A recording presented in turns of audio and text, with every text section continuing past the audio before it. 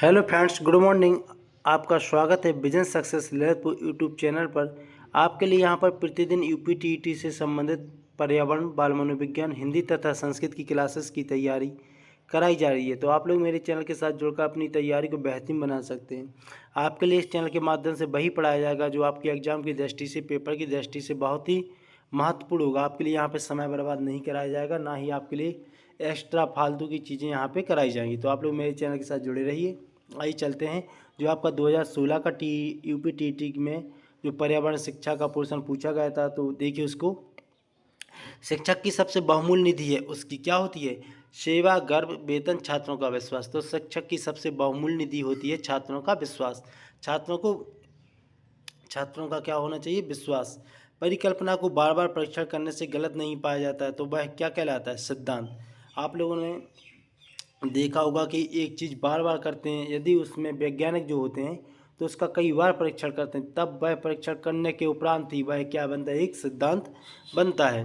निम्नलिखित में से सबसे उपयुक्त शिक्षण विधि है, तो आपको याद रखना है विचार गोष्ठी एवं कार्य योजना। यानी कि जो विचार गोष्ठी का तात्पर्य होता है कि बच्चों के साथ साथ करके उनके विचारों को लेकर अपने विचार प्रस्तुत करके और उनके विचारों को भी प्राथमिकता देकर और साथ में स्वयं करके, ठीक है, बच्चों को उसमें एक्टिव रख के जो कार्य किया जाता है, तो वह क्या कहलाती है?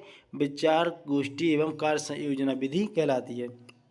और यह विधि सर्वोत्तम मानी जाती है, क्योंकि इसमें जो बच्चा होता है तो उसमें जो बालक के विचार होते हैं वह भी उसमें सम्मिलित होते हैं और उसकी एक्टिविटी भी उसमें कार्यविधि जो शामिल होती है। निम्नलिखित में से कौन सी ग्रीन हाउस गैस नहीं है? देखिए, आपके लिए मैंने जो आपके लिए प्ले लिस्ट बनाई है, तो उसमें आपके लिए ज़्यादातर सारे प्रश्न मिल जाएंगे। निम्नलिखित में से कौन सी ग्रीन हाउस गैस नहीं है? तो आपको याद रखना है, इसमें हीलियम ग्रीन हाउस गैस नहीं होती है। ग्रीन हाउस गैस से मतलब होता है methane, nitrous oxide, carbon dioxide, जो हमारी ओजोन परत को क्या करती हैं? हानि पहुंचाती हैं। तो आपको याद रखना है कि निम्न में से कौन सी ग्रीन हाउस गैस नहीं है? तो हीलियम। ध्वनि प्रदूषण का मापन किस इकाई द्वारा किया जाता है? तो आपको याद रखना है ध्वनि प्रदूषण डेसिबल के द्वारा मापी जाती है। निम्न नदियों में से कौन सी नदी बंगाली खाड़ी में गिरती है?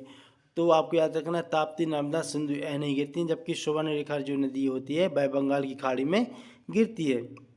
निम्न में से किस स्थलाकृति का निर्माण हिमानी द्वारा हुआ है? तो आपको याद रखना है यू आकार की जो घाटियाँ होती हैं उसके द्वारा यू आकार की स्थलाकृति बनती है, जो जिसका निर्माण किसके द्वारा होता है? हिमानी के द्वारा होता है। आपको आगे मिलेगा भी आकार की घाटी, जलप्रपात, ठीक है। तो आप लोग डिटेल क्लास में आपके लिए सारे टॉपिक्स कराए जाएंगे। आइए अगला प्रश्न है, किस कक्षा 5 पर्यावरण शिक्षा विज्ञान शिक्षक द्वारा दिए गए कार्य को समझ से प्रस्तुत नहीं करता है, अतः सबसे उपयुक्त सुधारात्मक उपाय हो सकता है? क्या होता है? उसकी अनियमितताओं के कारणों को जानकर उसे सही मार्गदर्शन देना। यह प्रश्न ऐसा हर बार पूछा जाता है कि यदि कोई बालक कोई कार्य करके नहीं आ रहा है तो शिक्षक को क्या करना चाहिए? तो आपको याद रखना है शिक्षक को उसकी समस्याओं के कारणों को जानकर, समझकर और उसकी समस्याओं का समाधान करना चाहिए। इसी प्रकार से क्या लिखा है इसमें? उसकी अनियमितताओं के कारणों को जानकर उसे सही मार्गदर्शन देना। मध्य प्रदेश में कौन सा शहर झीलों का शहर कहलाता है? तो यह प्रश्न बहुत इंपॉर्टेंट होता है। भोपाल क्या कहलाता है? झीलों का शहर कहलाता है। निम्न में से कौन सा सागर यूरोप को अफ्रीका से अलग करता है? तो भूमध्य सागर यूरोप तथा अफ्रीका को अलग करता है। अंतर्राष्ट्रीय ओजोन दिवस मनाया जाता है, तो आपको याद रखना है 16 सितंबर को अंतर्राष्ट्रीय ओजोन दिवस मनाया जाता है। ये आपके लिए प्रश्न, ज़्यादातर प्रश्न आपके लिए जो अभी पर्यावरण की क्लासेस 20 से ऊपर आपकी प्ले स्टोर में क्लासेस हैं, तो आप लोग वह क्लास देख सकते हैं। ज़्यादातर प्रश्न आपको वहीं से मिल जाएंगे। किसी खाद्य श्रृंखला में शाकाहारी होते हैं? तो प्राथमिक उपभोक्ता क्या होते हैं? शाकाहारी होते हैं। तो आपको याद रखना है प्राथमिक उपभोक्ता क्या कहलाते हैं? जो मांस नहीं खाते हैं, यानी कि जैसे हरा घास, ठीक है, जो घास फूस पेड़ पौधों को खाते हैं, हम क्या कहते हैं? प्राथमिक उपभोक्ता उत्पादक होते हैं पेड़ पौधे घास, यह कहलाते हैं उत्पादक, जबकि इनको जो खाने वाला होता है वह कहलाता है उपभोक्ता, जैसे कि खरगोश हुआ, ठीक है। पारिस्थितिक तंत्र के तत्वों के चक्रण को क्या कहते हैं? जैव भू रासायनिक चक्र। पारिस्थितिक जो तंत्र होता है उसके चक्रण को क्या कहा जाता है? जैव भू रासायनिक चक्र।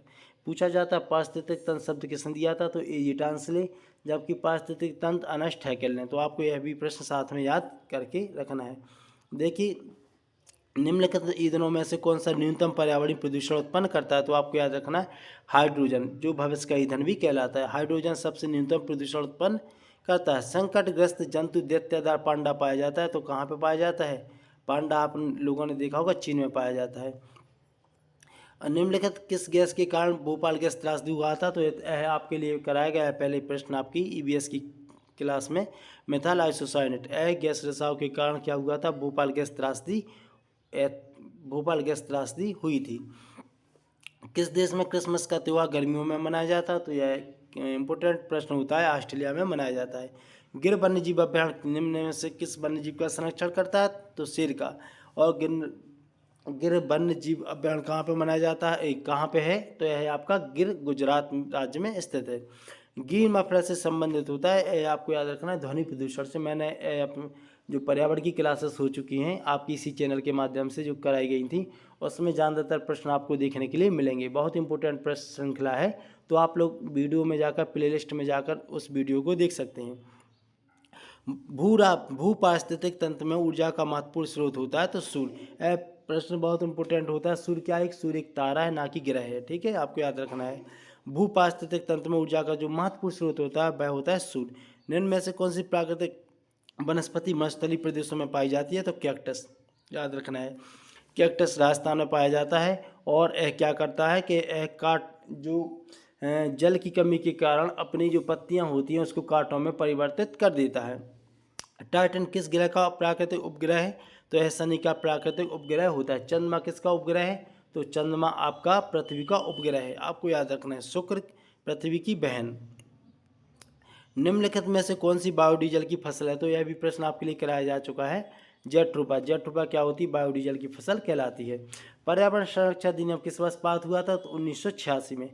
आपको याद रखना है पर्यावरण संरक्षण अधिनियम किस वर्ष पारित हुआ था? 1986 में। भूमंडलीय तापन का कारण क्या होता है? कार्बन डाइऑक्साइड में वृद्धि होना क्या कहलाता है? भूमंडलीय तापन का वृद्धि कहलाता है। जो क्या करती है, पृथ्वी पे जो हानिकारक किरणें होती हैं उनको अवशोषित कर लेती है, जिसके कारण जो टेम्परेचर होता है वह क्या हो जाता है? हाई हो जाता है, जिससे जो आपके ग्लेशियर होते हैं वह पिघलने लगते हैं। तो आपको याद रखना है भूमंडलीय तापन का कारण होता है कार्बन डाइऑक्साइड में वृद्धि।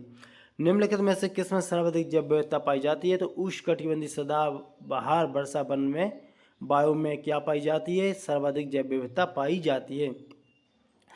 सवाना अफ्रीका में पाए जाते हैं, ये भी याद रखना। निम्न में से किस मृदा का निर्माण लावा के द्वारा होता है? तो काली मिट्टी का निर्माण लावा के द्वारा होता है। और काली मिट्टी किसके लिए इंपॉर्टेंट होती है? तो कपास की खेती के लिए बहुत ही महत्वपूर्ण होती है। वायुमंडल की कौन सी परत प्रकाश की पराबैंगनी किरणों को पृथ्वी की सतह पर आने से रोकती है? तो आपको याद रखना है वायुमंडल में क्या कौन सी परत पाई जाती है? आपकी समताप मंडल। वह क्या करती है कि जो हानिकारक किरणें होती हैं, पराबैंगनी किरणें, अल्ट्रावायलेट किरणें, तो उनको पृथ्वी की सतह पर आने से रोकती हैं। उसमें क्या पाया जाता है? आपका समताप मंडल में ओजोन परत पाई जाती है, जो हानिकारक किरणों से हमारी क्या करती है? रक्षा करती है। गंगा एक्शन प्लान को लाने का उद्देश्य निम्नलिखित में से किस सुधार था? तो इसका मुख्य सुधार था जल की गुणवत्ता में सुधार करना, क्योंकि गंगा जो नदी होती है वह बहुत प्रदूषित है और उसका मुख्य उद्देश्य था कि जो जल होता है जल की गुणवत्ता में सुधार लाना गंगा एक्शन प्लान का मुख्य उद्देश्य था। निम्नलिखित में से कौन सा वृक्ष जैविक कीटनाशक का उत्पादक होता है? तो आपको याद रखना है नीम। नीम बहुत महत्वपूर्ण होता है, जो जैविक कीटनाशक का उत्पादक होता है। तो आपके लिए महत्वपूर्ण प्रश्न श्रृंखला में आपके लिए ज़्यादातर प्रश्न आपको याद रखना है, क्योंकि इसमें फैक्ट पूछे जाते हैं। तो आप लोग मेरे चैनल के साथ जुड़कर तैयारी कर सकते हैं। आपके लिए प्लेलिस्ट बना दी गई है सब्जेक्ट वाइज सब्जेक्ट, तो आप लोग प्लेलिस्ट में जाकर हर सब्जेक्ट की तैयारी कर सकते हैं। यूपीटीईटी की स्पेशल तैयारी कराई जा रही है, तो आप लोग मेरे चैनल के साथ जुड़े रहिए और इम्पोर्टेंट प्रश्न जो कराए जा चुके हैं उनको नोट करते रहिए।